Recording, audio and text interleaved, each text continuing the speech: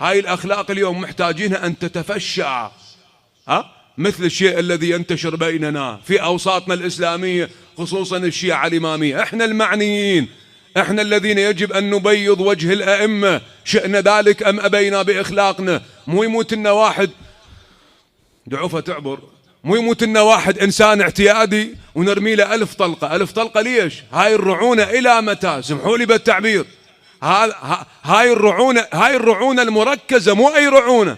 إلى متى؟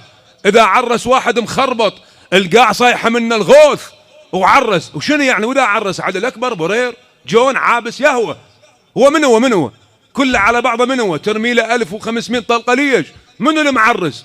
منو القاسم بن الحسن؟ منو هو؟ غير هذا الاستهتار ولا غيره؟ نعم.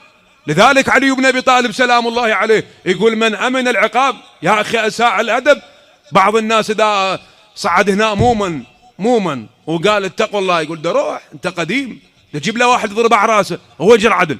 نعم، الله يدفع بالسلطان ما لا يدفعه بالأديان. احنا عايشين مو بغابة عمي، عايشين بمجتمع عبارة عن كثافة سكانية. طلقة ماتك إذا ما تقتل واحد تجرح واحد.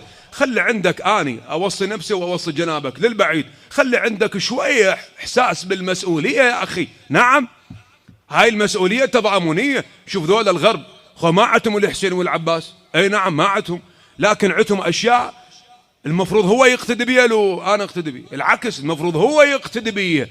انا عند الاسلام الحقيقي، انا صاحب الانسانية. هذا امامك الحسين سلام الله عليه. ايش عندنا من الحسين؟ العام لما قلت ايش عندنا من الحسين نصها زعلت. عود ليش؟ هو هذا الواقع.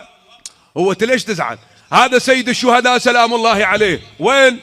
في يوم العاشر انتم القاعدين رباكم المنبر. انا على عين اليقين اللي يربي المنبر مو مفتقر، لا ممتلئ معلومات. سمعت يوم العاشر بالمقتل الحسين سلام الله عليه لما بقى وحيدا فريدا لا ناصر ولا معين، هو وجواده الفرس ماله 2 واقف على النهر، قال له لا اشرب حتى تشرب انت. هاي رسالة بمن؟ بالإنسانية. اذن الغرب ما عنده إنسانية. انا صاحب الإنسانية، انا صاحب الذوق العالي، انا صاحب النظافة في المنطقة بالموقف في اي مكان، انا صاحب الرفعة صاحب السمو، لكن ما حد فع عني. هي هاي المشكلة.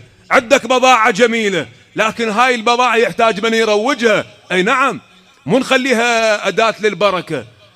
فذول الغرب المفروض انا اقتدي بيه ولو هم، بالعكس هو يقتدي بيه وايده فوق راسه. نعم، انا الاسلام الحقيقة عندي. اذا مات عندهم واحد حطوه بتابوت خشب والى جانبه باقات الورود يرافقونه في بعض الاحيان